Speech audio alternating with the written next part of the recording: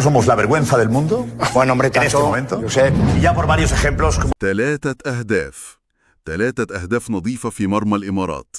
المغرب بيوصل لنهائي كأس العرب بأداء بصراحة أنا مش لاقي كلام أوصفه. أداء يفرح، سيطرة مطلقة من أول دقيقة لآخر دقيقة، إحساس لا يصدق. تماماً. اللي شفناه ده ما كانش مجرد ماتش كورة، لا ده كان استعراض قوة، رسالة واضحة لكل الناس إن حكاية مونديال قطر دي ما كانتش صدفة أو مغامرة وخلصت. اللي بيحصل ده استمرارية، تثبيت لمكانة الكرة المغربية في القمة والعالم كله بيتفرج. وهو ده بالظبط اللي حمسني للحلقة دي، إن بين إيدينا مجموعة تصريحات وتحليلات من مصادر مختلفة وفيها آراء أساطير بجد. بنتكلم عن كريستيانو رونالدو، ليونيل ميسي، كريم بنزيما، وحتى العقل التكتيكي تشافي هرنانديز. صح. ومهمتنا النهاردة مش بس نقول هم قالوا إيه، لأ، إحنا عاوزين نفهم هم شايفين إيه في المنتخب ده إحنا ممكن ما نكونش واخدين بالنا منه. إيه السر اللي بيخلي كل العمالقة دول يتفقوا إن المغرب بقى قوة كبيرة؟ سؤال ممتاز، لأنهم مش بيتكلموا عن نتيجة مباراة، هم بيتكلموا عن مشروع كامل.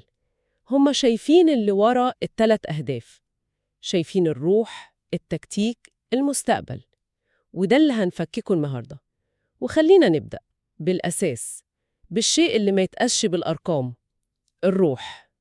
الروح. هي دي الكلمة اللي بتربط كل حاجة ببعضها. خلينا نبدأ بكريستيانو رونالدو. تصريحه لقناة الرياضية كان ملفت جدا. هو ما قالش إنه متفاجئ، بالعكس خالص. قال إن الفوز ده أكد له حاجة هو عارفها أصلا، إن ده منتخب بيعرف يلعب الماتشات الكبيرة. لكن الجزء الأهم هو لما رجع بذاكرته لقطر. ودي هي النقطة المحورية. لما لاعب بحجم رونالدو بكل الكبرياء اللي عنده يستدعي ذكرى يمكن تكون أقصى هزيمة في مسيرته الدولية، فده معناه إن الأثر اللي سابه المنتخب المغربي كان أعمق بكتير من مجرد خسارة. بالظبط. كان أثر نفسي، هو لسه بيحاول يفهم إيه اللي حصل الليلة دي. فعلا. هو قال إن الماتش ده لسه في ذاكرته، مش بس عشان خسر، لأ، عشان الطريقة اللي لعب بيها المغرب. اتكلم عن الثقة والشجاعة والروح الجماعية العالية جدا. وبعدين قال جملة لخصت كل حاجة: المغرب في قطر علم العالم إن الاسم لوحده مش كفاية. ياه. ده اعتراف صريح من واحد من أكبر الأسماء في التاريخ. والأهم إنه شايف استمرارية الروح دي، يعني هو بيقول إنه شايف نفس الشخصية في الفريق اللي بيلعب في كأس العرب، حتى لو مش كل النجوم الأساسيين موجودين. وده بيودينا مباشرة لكلام كريم بنزيما. بنزيما الراديو مونتي كارلو استخدم كلمة مهمة قوي هنا: الهوية. بالظبط. قال مش مهم مين بيلعب، ومش مهم ده المنتخب الأول ولا التاني، الهوية واحدة والطموح واحد. دي فكرة قوية جدا. الموضوع ما بقاش معتمد على موهبة زياش أو قوة حكيمي وبس. لا، بقى في نظام، في هوية أكبر من الأفراد. وهي دي النقلة النوعية من فريق كويس لمنتخب كبير. منتخبات كتير خصوصاً في أفريقيا وأمريكا الجنوبية بتعتمد على مجموعة نجوم، لو النجم غاب الفريق كله بيتهز. بنزيما بيقول إن المغرب عدى المرحلة دي. يعني الهوية هي الالتزام التكتيكي؟ الالتزام التكتيكي، الروح القتالية، وعدم الخوف من أي خصم، دي بصمة الفريق. عشان كده سواء لعب المنتخب الأولمبي أو المحلي أو الأول، بتحس إنك بتشوفي نفس الفريق، نفس العقلية. هو ده اللي بنزيما سماه عمل كبير بيتم في صمت. عشان كده وصفهم إنهم بيلعبوا بعقلية المنتخبات الكبيرة. بالظبط. طيب، الروح موجودة والهوية ثابتة، بس ده لوحده ما يهزمش منتخبات بحجم إسبانيا وبلجيكا والبرتغال. لازم يكون في حاجة تانية، حاجة ملموسة في الملعب. أعتقد هو ده اللي لفت نظر واحد زي تشافي هرنانديز. بكل تأكيد تشافي مش بيشوف الماتش زي المشجعين، لا، هو بيشوفه بعين المدرب الخبير التكتيكي. عينه بتدور على الأنماط، على التنظيم. هو مش بينبهر بالجون الحلو قد ما بينبهر بالطريقة اللي اتبنت بيها الهجمة أو الطريقة اللي اتقفلت بيها المساحات. وده كان واضح جدا في كلامه لقناة الكاس. هو ما اتكلمش عن ال3 أهداف قد ما اتكلم عن الانضباط، واستخدم تعبير دقيق قوي. قال إن اللاعبين بيتحركوا كوحدة واحدة. أنا لما بسمع الجملة دي من شافي بالذات بيجيلي فضول، إيه اللي المدرب بيشوفه في الجملة دي وإحنا مش بنشوفه؟ شوفي، هو ده جوهر الموضوع. وحدة وحدة دي مش مجرد كلمة مجازية، عملياً إحنا بنتكلم عن تكتيك معقد جداً ومحتاج تركيز رهيب. تخيلي إن المسافة بين آخر مدافع وأول مهاجم ما تزيدش عن 30-40 متر طول الماتش. واو. الخطوط كلها دفاع ووسط وهجوم بتتحرك مع بعض لقدام والورا كأنهم مربوطين بخيط مش متشاف. ده بيمنع الخصم يلاقي أي مساحة بين الخطوط اللي هي أخطر منطقة في الكورة. وده بيحتاج مجهود بدني جبار طبعا. بدني وذهني. تركيز 90 دقيقة كاملة هو ده الإنجاز الحقيقي اللي تشافي بيتكلم عنه. والأهم إنه ربط الأداء ده بالماضي عشان يأكد إنها مش خطة نجحت في ماتش واحد. قال إن المغرب هزمت إسبانيا والبرتغال بنفس الطريقة. ده معناه إننا بنتكلم عن نظام لعب، عن فلسفة واضحة. وده بقى بياخدنا مباشرة للنقطة اللي قالها ليونيل ميسي، واللي يمكن تكون أقوى شهادة فيهم كلهم.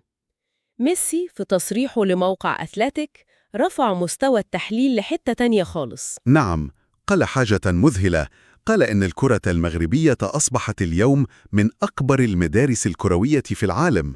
مدرسة كروية، دي كلمة كبيرة جدا ما تتقالش بسهولة. خلينا نقف عند الكلمة دي لحظة.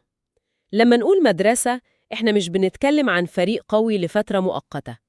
المدرسة الألمانية معروفة بالقوة والانضباط، الإسبانية بالتمرير والسيطرة، الإيطالية بالدفاع. لما ميسي يحط المغرب في الفئة دي، هو بيقول إن المغرب بقى عنده أسلوب وفلسفة خاصة بيه، بقى بيصدر فكر كروي مش بس لاعبين موهوبين. بس إيه هي فلسفة المدرسة المغربية دي بالتحديد؟ هل هي الدفاع الصلب اللي شفناه في كأس العالم ولا في حاجة أعمق؟ أعتقد إنها مزيج فريد. هي بتجمع بين الانضباط التكتيكي الأوروبي الصارم مع الشراسة والروح القتالية المغربية الأصيلة اللي بنسميها الغير انت. مزيج مثير للاهتمام. جداً. مدرسة بتعرف تدافع ككتلة واحدة بصلابة إيطالية، وتتحول للهجوم بسرعة ألمانية، وعندها مهارة فردية ما نقدرش ننكرها. وميسي نفسه ربط الموضوع ده بالعمل الطويل والتخطيط الصح.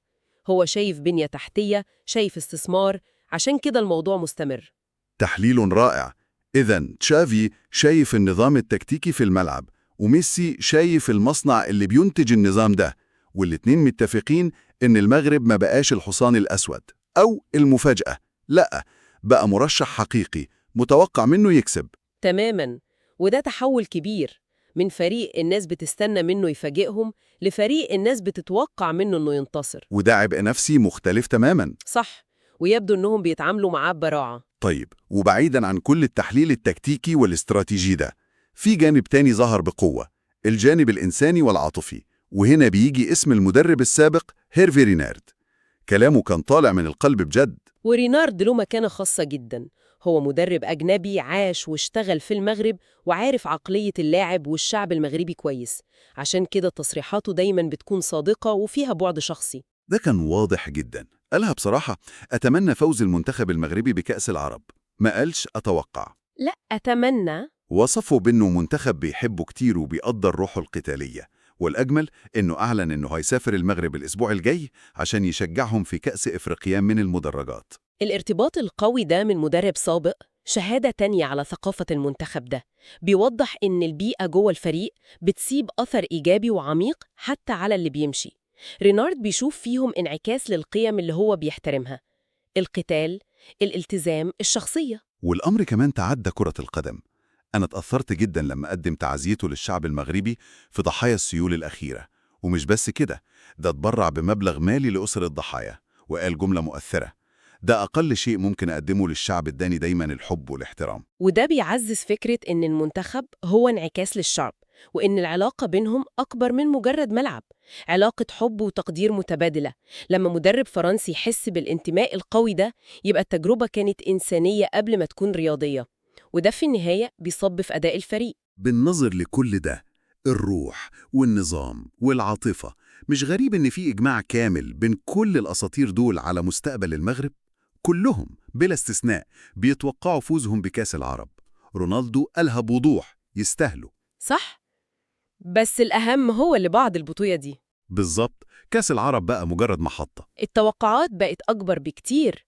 ميسي شايف إن المغرب عنده كل الإمكانيات عشان ياخد كأس أفريقيا الجاية، وشايف كمان إنه هيكون منافس شرس في كأس العالم اللي جاي، وممكن يكرر الإنجاز أو يروح لأبعد كمان. وتشافي بيختم بنفس الرؤية: بيقول إن المغرب هيكمل في البناء عشان يبقى قوة دايمة في المنافسات العالمية.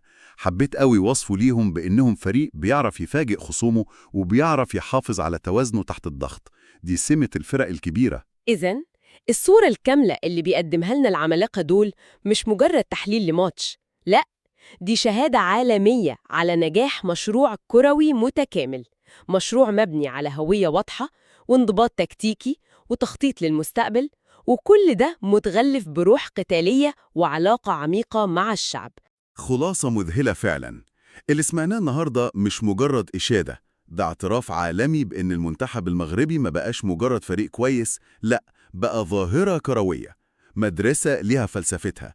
الموضوع ما بقاش مجرد ماتش حلو هنا أو هناك، لأ، دي منظومة متكاملة بتنتج التميز بشكل مستمر. وكل التحليل ده بيودينا لنقطة أخيرة يمكن تكون أعمق شوية. واحد من المصادر اللي شفناها النهاردة بينتهي بعبارة مؤثرة قوي، وهي دعاء لأمهات المغرب اللي صنعوا الجيل المقاتل ده. وده بيطرح سؤال يستاهل نفكر فيه. بعيداً عن خطة المدربين وملايين الأندية والتحليلات التكتيكية المعقدة، هل ممكن يكون السر الحقيقي للصلابة الذهنية دي والروح اللي ما بتتكسرش اللي بنشوفها في الملعب جاي من مكان أعمق؟ شيء بيتبني مش في أكاديميات الكورة، لكن في نسيج المجتمع نفسه،